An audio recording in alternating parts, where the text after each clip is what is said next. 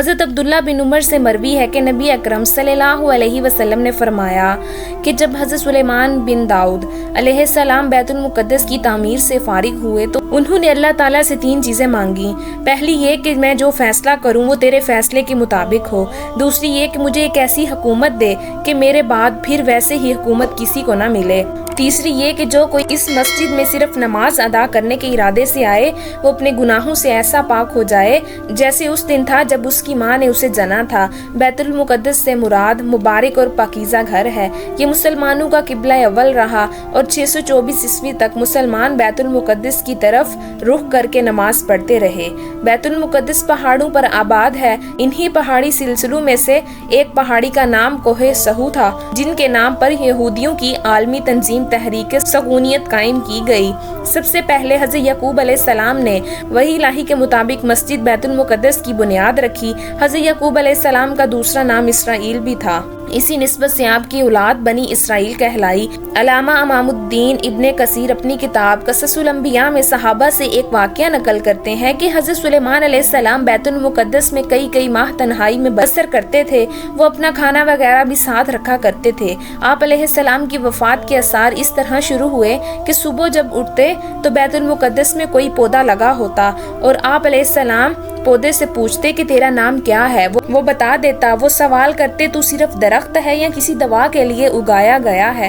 عرض کرتا کہ فلاں دوا کے لیے، تو آپ علیہ السلام اسے اسی دوا میں استعمال کروا دیتے۔ ایک مرتبہ آپ علیہ السلام نے ایک نیا پودا لگا دیکھا تو اس سے پوچھا کہ تیرا نام کیا ہے؟ پودے نے عرض کی کہ خرابی اور ویرانی میرے اگنے سے اب اس گھر کی ویرانی ہے۔ پھر آپ علیہ السلام نے پوچھا کہ کس گھر کی؟ پودے نے عرض کیا بیت المقدس کی خرابی اور ویرانگی کے لیے ہوں۔ آپ علیہ السلام نے فرمایا یہ کیسے ہو سکتا ہے؟ ابھی میں زندہ ہوں، اللہ پاک اس بیت المقدس کو ویران فرما دے، لہٰذا اب میری موت کا وقت قریب معلوم ہوتا ہے۔ وہ تیرے چہرے پر میری ہلاکت اور بیت المقدس کی ویرانی لکھی ہوئی ہے۔ آپ علیہ السلام نے اس پودے کو اکھاڑ کر ایک باغ میں لگا دیا، محراب میں داخل ہوئے اور اپنے عصے کے ساتھ ٹیک لگا کر نماز پڑھنے لگے اور اسی حالت میں وفات پا گئے۔ شیاطین جنات کو آپ علیہ السلام کی وفات کا علم ہی نہیں ہو سکتا تھا۔ حضرت سلیمان علیہ السلام کی وفات کا تذکرہ قرآن کریم میں اللہ تعالیٰ نے یوں فرمایا ہے، پھر جب ہم نے سلیمان علیہ السلام پر اجر کا حکم صادر فرمایا تو ان جنات کو ان کی وفات پر کسی نہ گاہی نہ دی سوائے زمین کے دیمک کے جو ان کے عصے کو کھاتی رہی۔ پھر جب آپ علیہ السلام کا جسم زمین پر آ گیا تو جنات پر ظاہر ہو گیا۔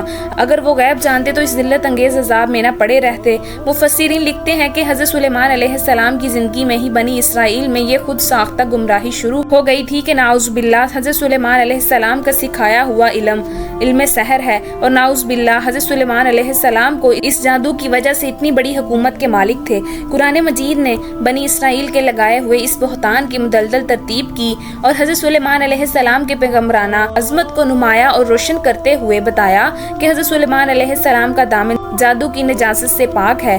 اس کے ساتھ ہی بنی اسرائیل نے یہ کہنا شروع کر دیا تھا کہ آپ جنات کا علم غیب جانتے ہیں۔ چنانچہ جب حضرت سلیمان علیہ السلام کو اس کا علم ہوا تو انہوں نے شیاطین کے ان تمام نشتوں کو حاصل کر کے اپنے تخت کے نیچے دفن کر دیا تاکہ جن و انس میں سے کسی کو بھی وہاں تک پہنچنے کی جرت نہ ہو سکے، اور ساتھ ہی یہ فرمان جاری کر دیا کہ جو شخص سحر کرے گا یا جنات کے متعلق علم غیب کا عقیدہ رکھے گا تو اسے اس جرم میں قتل کر دیا جائے گا۔ لیکن جب حضرت سلیمان علیہ السلام کا انتقال ہو گیا تو شیاطین نے اس مدفون ذخیرے کو نکال دیا اور بنی اسرائیل میں یہ خود ساختہ عقیدہ عام کر دیا کہ نعوذ باللہ جادو کا یہ علم حضرت سلیمان علیہ السلام کا علم ہے اور وہ اسی سے جن و انس اور ہوا پر حکومت کرتے تھے۔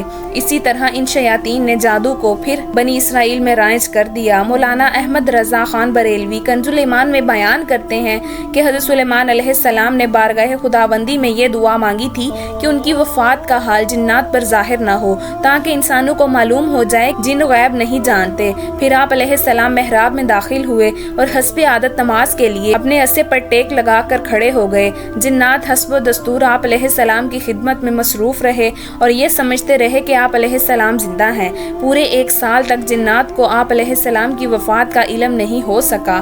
اگر انہیں غیب کا علم ہوتا تو 1 سال تک عمارت کے کاموں میں تکلیف اٹھاتے نہ رہتے۔ ابو داؤد شریف میں حضرت خزیمہ رضی اللہ تعالیٰ عنہ سے مروی ہے کہ حضرت سلیمان بن داؤد علیہ السلام نے ملک الموت سے کہا کہ जब तेरा इरादा मेरी रूह कब्ज़ करने का हो तो मुझे इसके मुतल्लिक पहले से बता देना।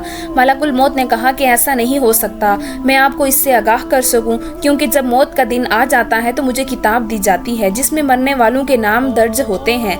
दरअसल मलकुल मौत किसी की मौत का वक्त पहले से नहीं जानता जब तक उसे हुक्म न दिया जाए कि फलाह की रूह कब्ज़ कर लो। हज़रत अब्दुर्रहमान बिन ज़ैद रज़ी अल्लाह ताला अन्हु से मरवी है कि हज़रत सुलेमान अलैहिस्सलाम के पास मलकुल मौत आए और कहा, मुझे आपकी रूह कब्ज़ करने का हुक्म मिला है, अब आप अलैहिस्सलाम के पास चंद घड़ियां हैं। हज़रत सुलेमान अलैहिस्सलाम ने यह सुनकर फौरी तौर पर जिन्नात को बुलाया और अपने गिर्द शफाफ शीशे की ऐसी इमारत बनवाई जिसमें कोई दरवाज़ा नहीं था।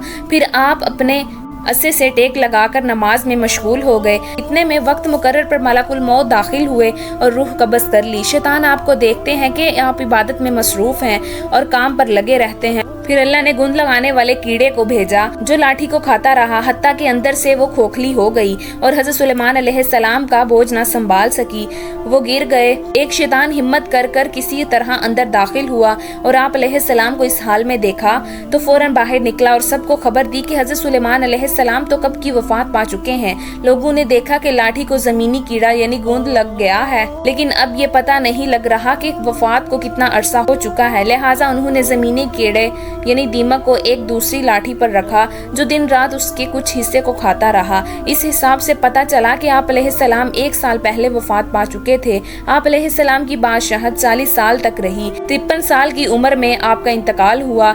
इस सबक आमूज़ वाक़ये से यह साबित होता है कि मौत से कोई भी महफूज नहीं, ख्वाह वो कितने ही बड़े मुनसिब पर फाइज हो या कोई नहायत ही अहम ज़रूरी काम सरअंजाम दे रहा हो। वक्त मुआइना पर सबको मौत का मज़ा चखना है। अल्लाह ताला के काम किसी की वफात से रुकते नहीं, उससे जिस तरह काम लेना होता है वो ले लेता है और तमाम असबाबे औलाद भी इसी वक्त तक काम करते हैं जब तक अल्लाह को मंजूर हो, और ना सब धरे के धरे रह जाते हैं। दूसरा सबक ये हासिल होता है कि इल्मे गैब सवाए अल्लाह ताला के कोई नहीं जानता। अल्लाह की मर्जी और मंशा के बगैर कोई काम सरअंजाम दिया जा सकता है। चनाचा वो तमाम बनावटी रूहानी और आलिम और झूठे माहिरीन इस बात का दावा करते हैं कि उनके काबू में ऐसे जिन्नात और शयातीन हैं जो गैब का इल्म जानते हैं, और मासूम सादा लोग इंसानों को आने वाले खौफनाक हालात बताकर अपने दामो फरेब में फंसा देते हैं।